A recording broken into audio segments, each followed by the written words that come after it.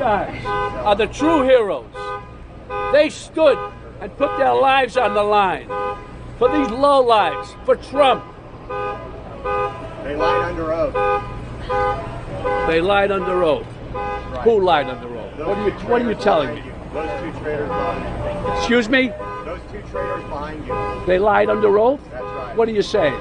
They're traitors. They're traitors.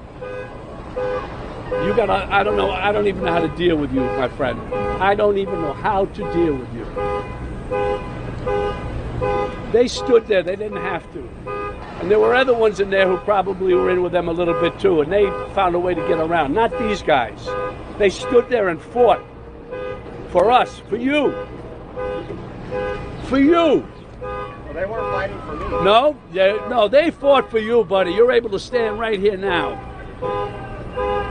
They are the true heroes. I'm honored to be with these two heroes today, from former Capitol Police Officer Harry Dunn and former Metropolitan Police Officer Michael Fanone. I love this city. I don't want to destroy it.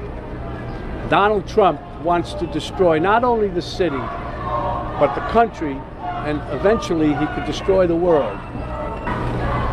I owe this city a lot. And that's why it's so weird that Donald Trump is just across the street. Because he doesn't belong in my city. I don't know where he belongs, but he certainly doesn't belong here.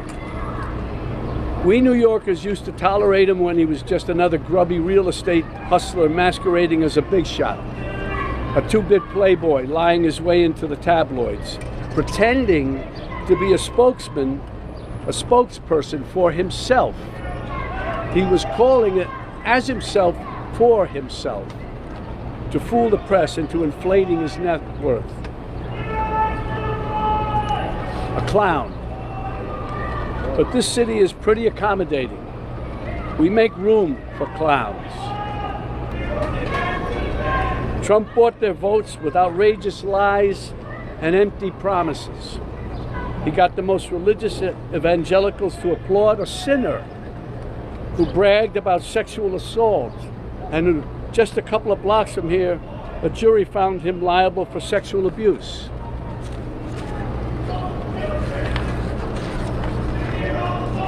Somehow he even got self-styled patriots to support a man who called for terminating the Constitution, and on January 6th rallied an angry mob to threaten democracy, leaving death and destruction in its wake.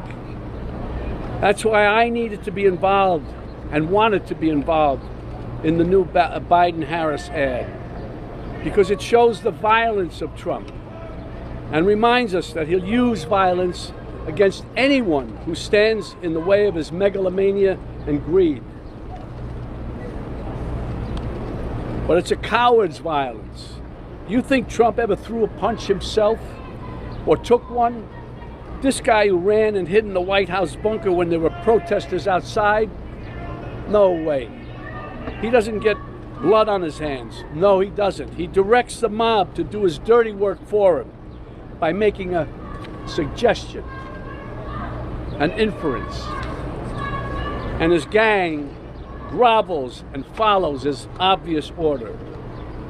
It's no surprise that the murder rate and other violent crimes peaked under Trump and are falling under Biden. And now he's promising to use our own military to attack U.S. citizens. That's the tyrant. That's the tyrant he's telling us he'll be. I'm incredibly grateful for Robert De Niro lending his celebrity and his voice to this cause.